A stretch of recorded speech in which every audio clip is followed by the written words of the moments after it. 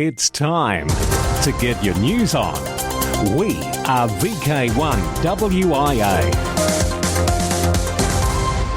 Yes, it is the national news. It's for week commencing May 19, 2024. And this week, three directors, VK3FY, VK4EA and VK8ZZ Plus, a special report on the Aurora, thanks to Roger, VK2ZRH. I'm Editor Graham, VK4BB. G'day, this is Peter, VK4EA. Following on from the broadcast item last weekend by Scott Williams, VK3KJ, the President of the Wireless Institute of Australia, the Board of the WIA wanted to thank Organising Committee of the Bundaberg Amateur Radio Club Conference and Expo, especially Marg, VK4FHAM, Ross, VK4JRO, Dan, VK4OH, David, VK4DN, Michael, VK4JAF, Isaac, VK4NEU, and Keith, VK4WZ. The members of the Bundaberg Amateur Radio Club also deserve a special thank you, Mark, VK4FAM, Lorraine, VK4FCCW, and Belinda, who's studying for her foundation course on.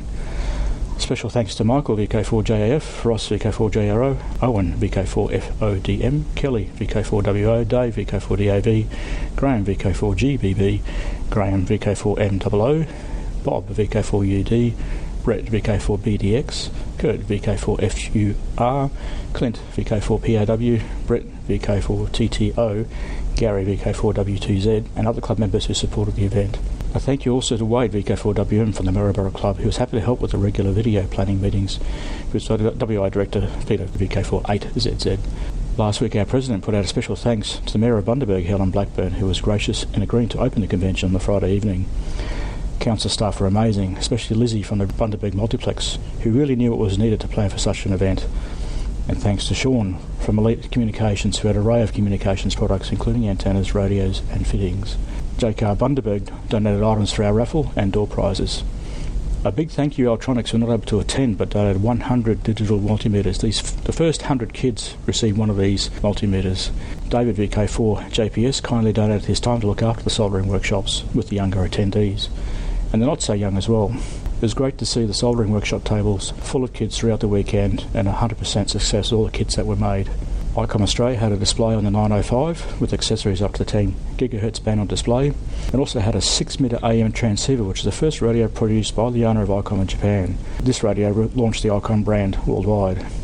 A real highlight for the 2024 WIA National AGM and Convention weekend was a live contact with the International Space Station on the Saturday evening. Kids from the Bundaberg State High School were able to talk with an astronaut on the ISS. A special mention and a huge thank you to Shane, VK4KHZ. Yes, Shane reported later that at precisely 8:26 p.m, RS Ground Station VK6MJ, operated by Martin Diggins, located in Mandurah, West Australia, established the amateur radio link with the ISS, and the students from the Bundaberg State High School proceeded to ask their questions to US astronaut Mike Barrett aboard the ISS. The duration of the pass, just over 10 minutes. During this time, the students asked 13 questions to Mike, and he provided some detailed responses, complete with some light humour. The signal from the ISS was loud and clear from acquisition right through to loss of signal. The conference hall was packed with attendees, visitors, Bundaberg Amateur Radio Club members and Bundaberg State High School students and parents. After completion of the questions, the school science teacher Dan O'Brien was handed the mic, and he thanked the astronaut for providing this exciting opportunity for his students. Bundaberg State High School, a little bit closer to the final frontier. Truly inspirational, Shane. Very, very well done. There are also displays by SES, POTA, Satnogs, Waverley Amateur Radio Club, not to mention the many presenters of special interest items held in the auditorium. Joe, VK4JEG, brought along his antique Cat's Whisker radio that is at least 100 years old. The expo was appreciated for recycling amateur radio equipment, lovely old stuff. And thank you also to David, VK4DN, the Secretary of the Bundy Radio Club, who helped coordinate the weekend and the planning and the lead up to the event. This has been WIA Director Peter, VK4EA. This is WIA Secretary Peter Clee, VK8ZZ. At a meeting of the Board of the Wireless Institute of Australia this last week, the positions of President and Vice President of the WIA were declared vacant in terms of the Constitution of the WIA. Scott Williams, VK3KJ, was nominated as the President of the WIA, and he was elected unopposed. Peter Schrader, VK4EA, was nominated as the Vice President of the WIA, and he was elected unopposed. Peter Clee, VK8ZZ, was endorsed as the Secretary of the Wireless Institute of Australia. This is Krista Matrejevich, VK3FY Portable Whiskey 8, on behalf of the Board of Directors of the Wireless Institute of Australia for VK1WIA National News. Dayton Hamvention 2024 attendance by WIA Board of Directors. WIA Directors Lee Moyle, VK3GK, and Krista Matrejevich, VK3FY, are attending this weekend's Dayton Hamvention held at the Greene County Fairgrounds and Expo Center in Xenia, Ohio. This Hamvention is also the Amateur Radio Relay League National Convention, more commonly known as the ARRL. Chris VK3FY and Lee VK3GK are attending the Hamvention on a personal basis, and whilst there will be catching up with ARRL officials. Chris and Lee will be attending multiple aspects of the events, including the following functions: international relations, club and association tables, DX dinner, contest university, and special forums. Further information on the Dayton Hamvention will be provided in the future. This has been Krista Matrejevich, VK3FY Portable Whiskey 8, on behalf of the Board of the Wireless Institute of Australia for VK1WIA National News.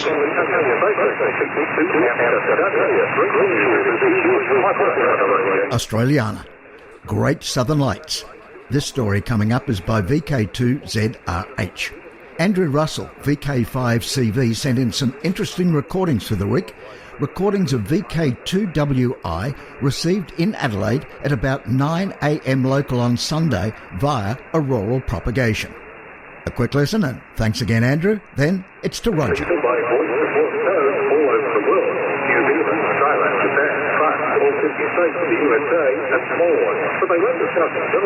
This is Roger Harrison, VK2ZRH, correspondent from the Gold Coast. Wow, dudes, what a fantastic 4 days it was over last weekend. Aurora was seen all across Australia, as far north as Mackay and Uluru. Wow. And the HF bands were alternately trashed by a geomagnetic storm and later crackling with DX. 6 metre enthusiasts got into some great DX too. On the 2 metre band, stations in southern Queensland were reported working auroral scatter into VK3 and VK5, while VK7s were working into VK2. All this fun came from an enormous sunspot group, said to be 15 to 17 times the size of the Earth, that generated an enormous set of X-class flares, the strongest class, on May 9th, which set off a coronal mass ejection, a CME, a cloud of charged particles that later slammed into the Earth's magnetic field. That sunspot group, known as AR3664, actually set off a series of CMEs over following days. CMEs intensify the solar wind, which is a constant stream of particles the Sun always produces. These CMEs from AR3664, which was facing our way at the time, squashed our magnetic field on the Sun-facing side of Earth and stretched out the geomagnetic field behind. The result was a series of geomagnetic storms rated to be extreme, known as G5. This intensity was last experienced back in 2003 during the dying phase of solar cycle 23. Photos of auroras taken by people with digital cameras and cell phone cameras lit up the social media platforms from Facebook to YouTube for days. Tales of extraordinary DX work by amateurs across the globe also lit up the socials. Back to those CMEs. The solar particles travel out from the Sun at enormous speeds, the faster bunches taking only hours to reach us, the slower ones a few days. When they reach our vicinity, our magnetic field deflects them north and south towards the poles, and the particles, spinning around the magnetic field lines, collide with the atmosphere at ionospheric heights. The particles collide with a thin atmosphere up there, which lights up like a fluorescent lamp and intensifies the ionosphere. That's what you get to see as aurora and can exploit for unusual propagation. That's just the first phase. Many particles captured by the geomagnetic field stream around behind the Earth, where the field is stretched out in a long tail. There, the particles cool their heels until the intensity of the CME and the solar wind relaxes. Then, The stretched out magnetic field lines reconnect across the geomagnetic tail and snap back closer to us. In doing so, those charged particles are rocketed back towards the planet and they plunge down into the ionosphere, creating another auroral show. 2 bites of the cherry. That's all for now. Perhaps I'll take the opportunity to follow up in a later broadcast as Solar Cycle 25 climbs ever higher. By the way, back in the late 1960s, I had a job as technical assistant to the Australian Antarctic Division's auroral physicist, Major Fred Bond. I learned a lot about auroras and saw many aurora taken with all-sky cameras at Australian Antarctic stations. Later, I spent a year at Casey Station and saw the real thing for myself. This has been Roger Harrison, VK2ZRH, for VK1WIA News. From here, there and everywhere, you've tuned to the Wireless Institute of Australia's national news service. We are VK1WIA. Now with international news, Jason, VK2LAW.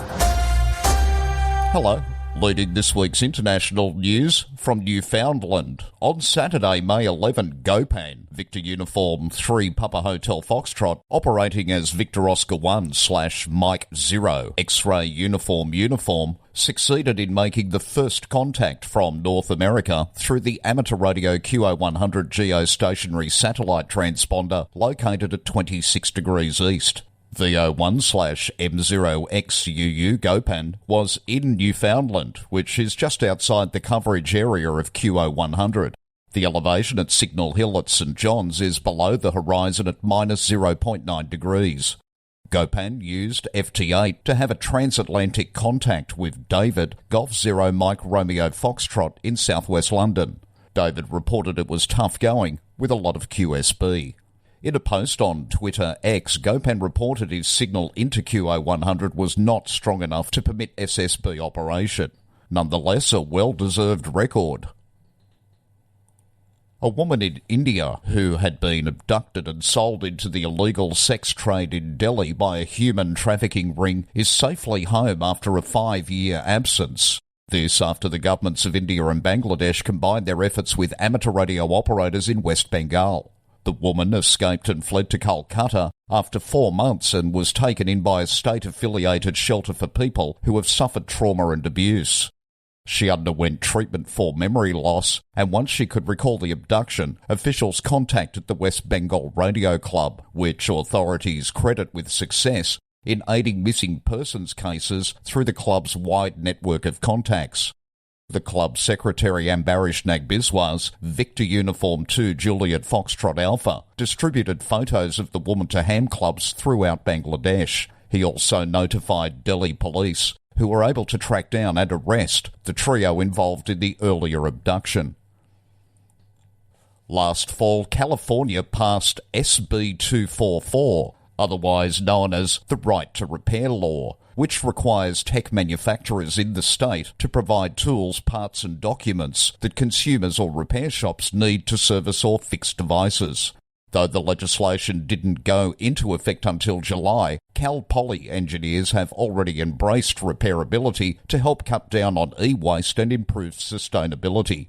Mechanical engineering student Claire France is studying why consumers dispose of membrane computer keyboards instead of repairing them. Claire, who is earning her bachelor's and master's degree concurrently, felt inspired to tackle this concept in her master's thesis after an internship with iFixit, a repair expertise hub for consumer electronics founded by Cal Poly alumni. Dick Rutten, Kilo Bravo 6 Lima Quebec Sierra, record-setting pilot, has become a silent key. He passed away at the age of 85 on May 3. In 1986, Rutten made international headlines for his flight in Voyager with co-pilot Gina Yeager. The pair flew around the world non-stop and unrefueled for 9 days, 3 minutes and 44 seconds. Rutten was a highly decorated United States Air Force combat pilot in Vietnam. His civilian test pilot career had him flying everything from military jets to rocket-powered airplanes, in which he set speed records. In 2022, Mojave Air and Spaceport in Mojave, California was renamed Mojave Air and Spaceport at Rutten Field in honour of the contributions Kilo Bravo 6 Lima Quebec Sierra and his brother Bert had made to aviation. Ireland. And this story shows how we here in VK are not the only ones working on a ham radio call book.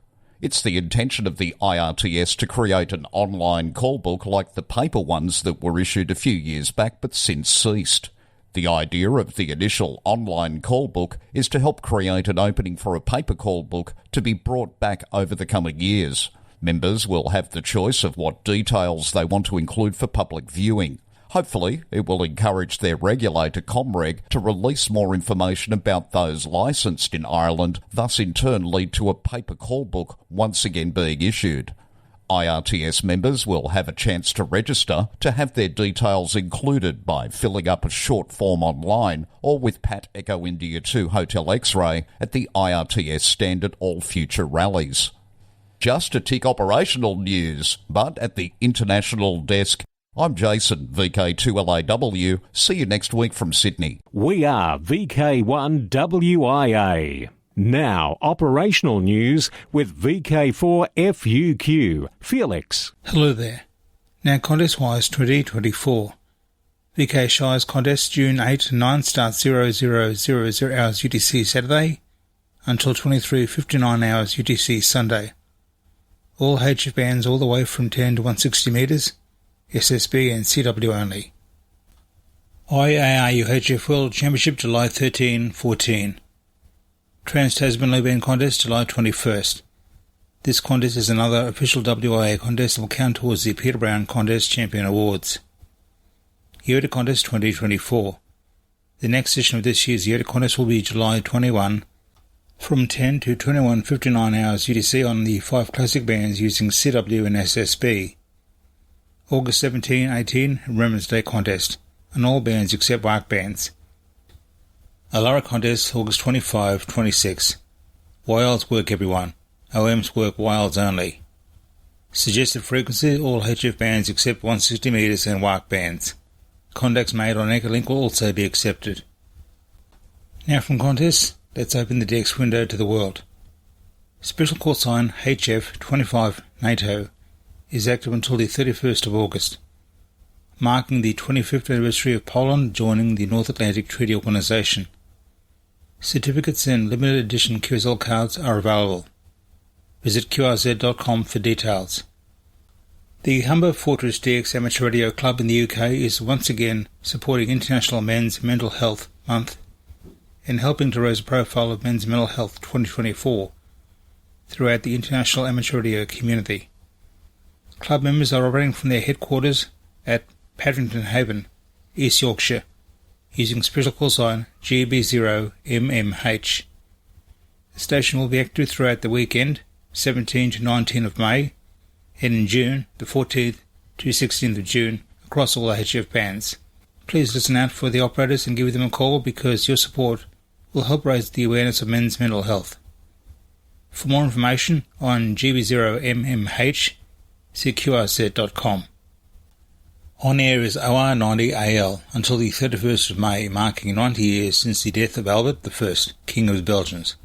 QSL OR90AL via the Bureau. Northern Ireland.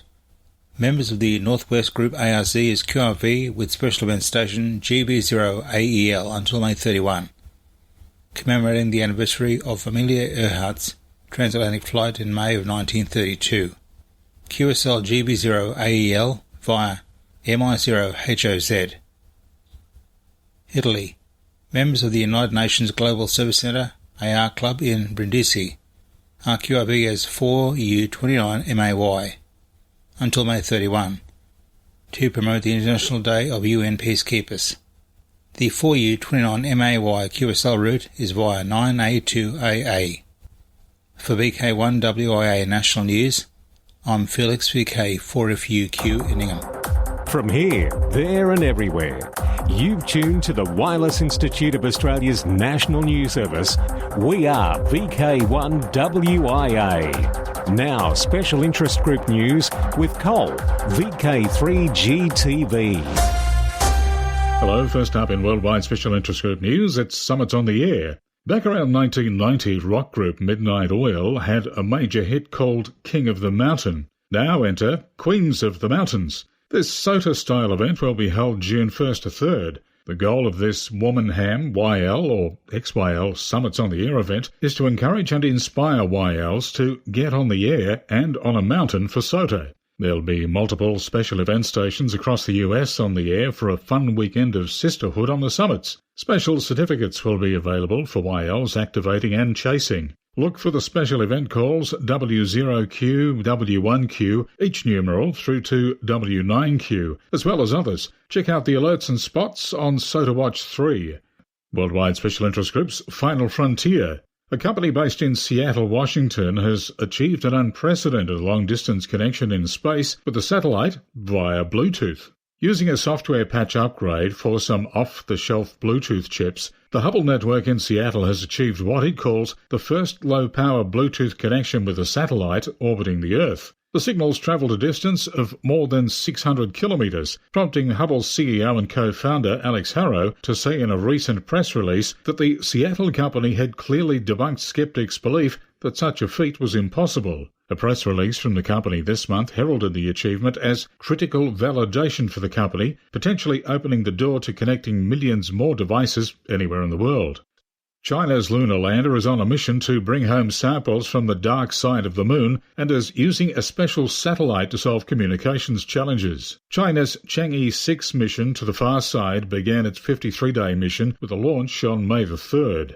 The mission contains a lander spacecraft that's expected to drill into the lunar surface near the Apollo crater, scooping up and collecting samples that will be brought to Earth in the mission's re-entry capsule. A relay satellite in a specialised lunar orbit was launched earlier this year to serve as a bridge between the moon's far side and Earth. The satellite is expected to be part of China's lunar missions in 2026 and 28.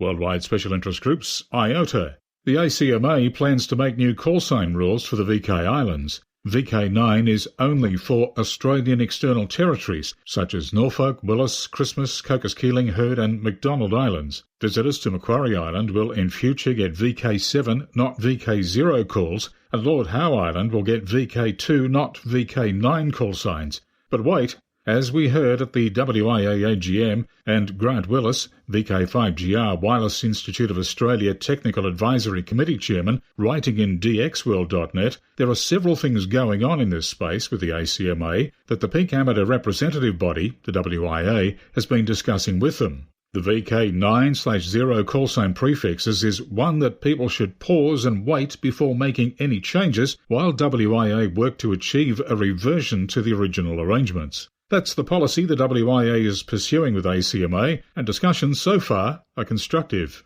Worldwide Special Interest Groups, Maritime. Hi all, this is Nathan, VK5OG, President of the South Coast Amateur Radio Club. This year again, we will be participating in the Lighthouse Lightship Weekend on August 17th through to 18th. This will be SCARC's 17th year of participating in the Lighthouse Lightship Weekend at Point Malcolm Nerang. Our lightship number is AU0029. We look forward to having a great weekend away, and we normally get over 30 visitors across the weekend, so if you are nearby, please pop in and say hi. We will be on site from Friday lunchtime through to Sunday lunchtime. We will be on all HF bands with 2 metres and 70 centimetres. We also have an APRS beacon displaying VK5 ARC/portable on aprs.fi. We look forward to catching you on the air or seeing you in person. Worldwide Special Interest Groups, Museums. International Museums Weekend, IMW 2024, will take place June 15th and 16th and 22nd to 23rd. The purpose of this event is to activate an amateur radio special event station in as many museums around the world as possible. Frequencies, bands and modes are at the discretion of the operators, as is the museum selection. For this event, the definition of a museum can be loosely interpreted. It could be a collection of old cars or one-of-a-kind paintings from a neighbourhood artist. Through this event, organisers hope to present amateur radio to the public to garner support and understanding of the hobby. The first IMW was held in 2002 with over 80 museums, featuring small local venues and large prestigious operations. The event was especially popular among amateur radio operators in the United Kingdom. For information about registration and event awards, visit International Museums Weekends 2024. Worldwide Special Interest Groups, Radio Scouting. And with the latest, it's over to Alec, VK2MV. Hume Region Scout Fellowship brings more Scout members into our hobby. On 11th and 12th of May, Hume Region Scout Fellowship held a foundation training course and a practical introduction into antenna building and fox hunting set up by Nick, VK2AGQ. Nathan, VK2FOX, delivered the course to 4 youth members and 4 adults at Kentland Scout Hall to learn about constructing antennas and to sit for their first amateur radio license. David, VK2DU, examined 3 youth and 3 adults who sat exams and were successful in obtaining the foundation qualification.